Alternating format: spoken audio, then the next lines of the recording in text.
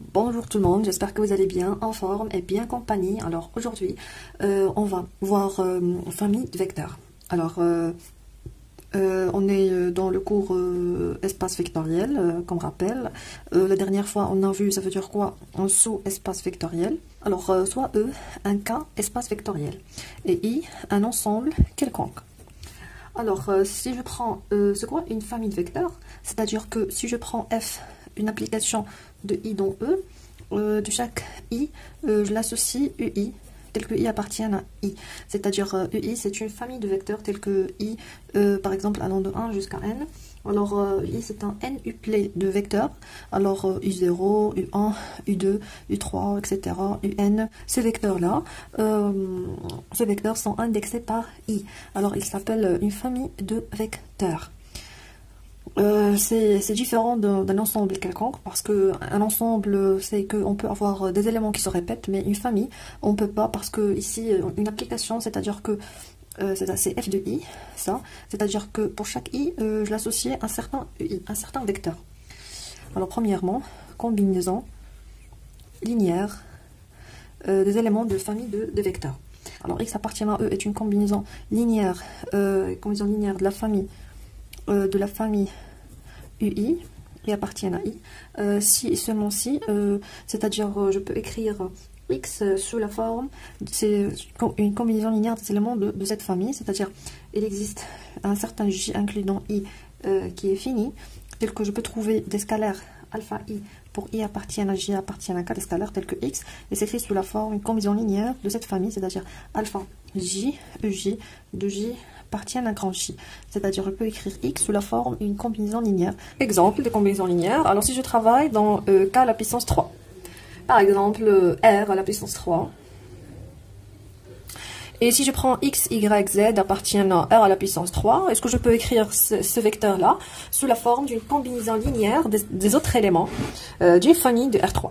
Alors, bien sûr, on sait que x, y, z peut s'écrire sous la forme x 1, 0, 0, plus y 0, 1, 0, plus z 0, 0, 1. C'est-à-dire que ici, la famille, c'est celle-là, c'est 1, 0, 0, 0, 1, 0, 0, 0, 1. Forme des polynômes, alors E est égal à kx. Alors, je peux écrire P de x sous la forme ANXN plus AN-1, XN-1 plus jusqu'à A0. A1x plus A0.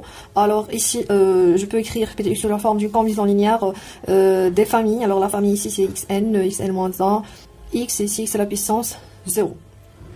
Alors si par exemple je prends d'une manière générale A inclus dans E une partie et je prends toutes les combinaisons linéaires possibles des éléments de A. Alors l'ensemble des combinaisons linéaires de famille des éléments de A, il noté vect de A. Alors on a vect de A, c'est l'ensemble de toutes les combinaisons linéaires possibles des éléments de A. Des combinaisons linéaires de famille des éléments de A.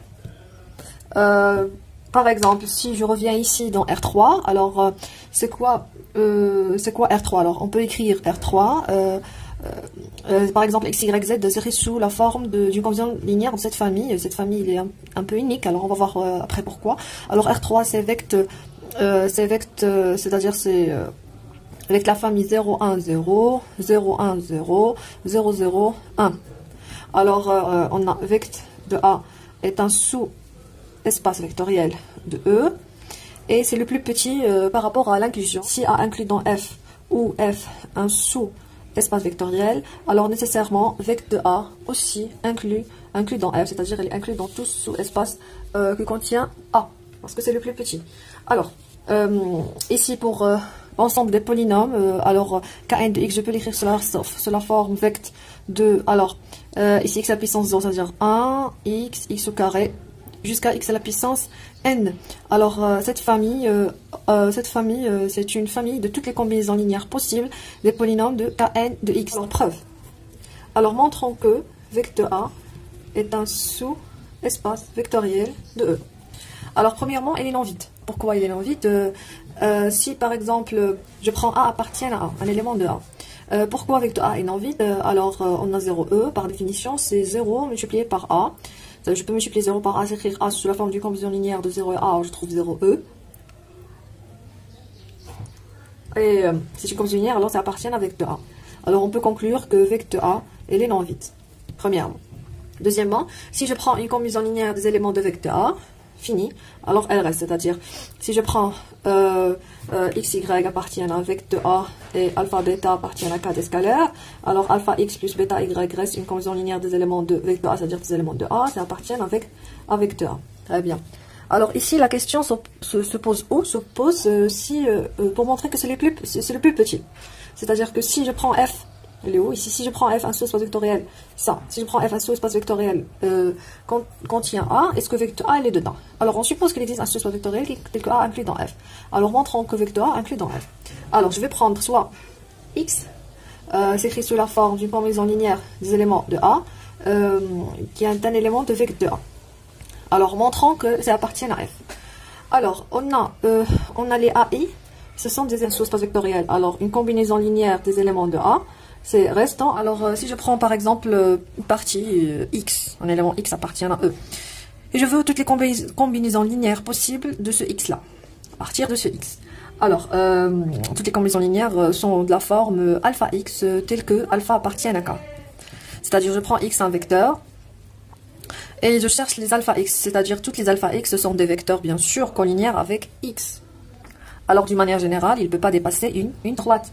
Alors, c'est une droite, alors c'est k.x, et c'est vecteur engendré par x. Alors, si je prends E, si je me place dans l'ensemble des matrices carrées, et je prends f, l'ensemble des matrices de la forme alpha, bêta, alpha, moins bêta, tel que alpha, bêta appartiennent à k.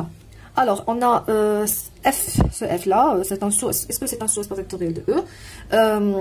Pour montrer que c'est un sous-espace vectoriel de E, on a deux choix. On a de montrer que f est le nom de la matrice identité.